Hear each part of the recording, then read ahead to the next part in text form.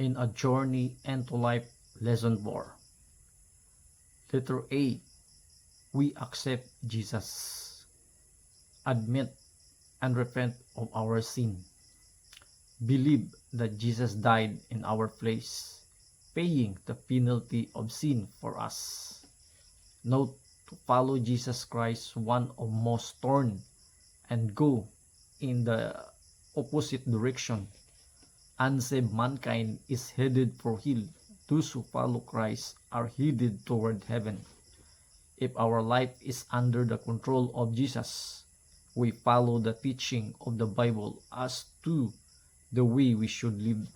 Although we can expect opposite snares and misunderstanding from those who do not yet follow Christ and His teaching, each child of God has His presence to guide and comfort him.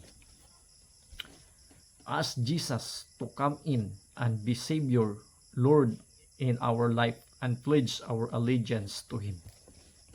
B. Jesus accept us. Number 1. He become the Savior of our soul. Number 2. He become the Lord in our life. Romans chapter 6 verse 5 to 11. For if we have been united with Him in a death like His, we will certainly also be united with Him in resurrection like His. For we know that our old self was crucified with Him, so that the body ruled by sin might be done away, with that we should no longer be slave to sin. Because anyone who has died has been set free from sin. Verse 8. Now, if we died with Christ, we believe that we will also live with Him. For we know that since Christ was raised from the dead, He cannot die again.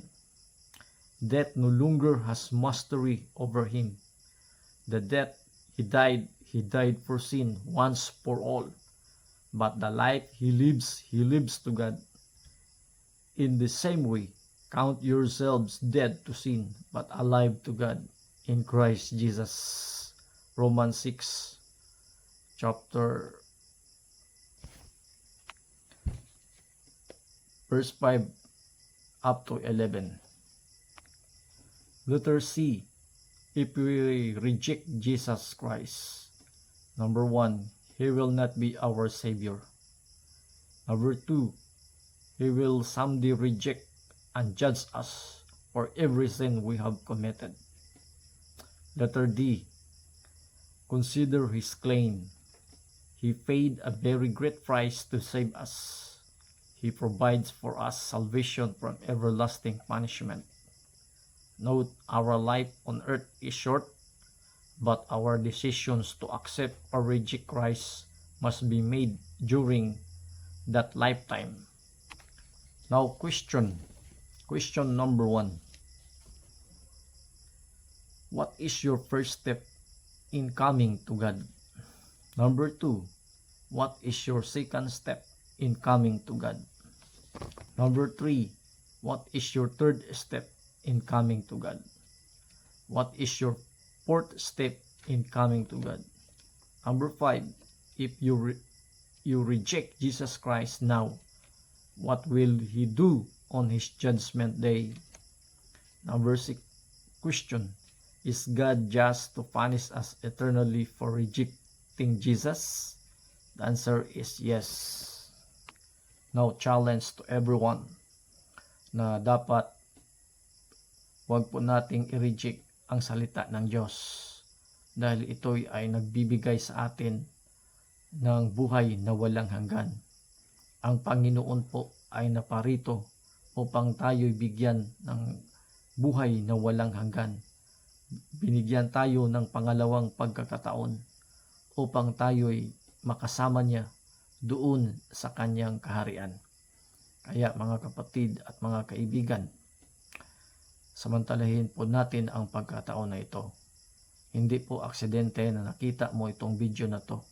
Itong video na to ay kalooban ng Diyos na makita niya makita mo, dahil may plano ang Diyos sa buhay mo. Mahal ka ng Diyos at ayaw niyang mapahamak ka. Gusto niyang makasama ka doon sa kanyang kaharian. Ngayon, ang panahon natin ngayon ay kakaiba na. Ang takbo ng panahon. Ito'y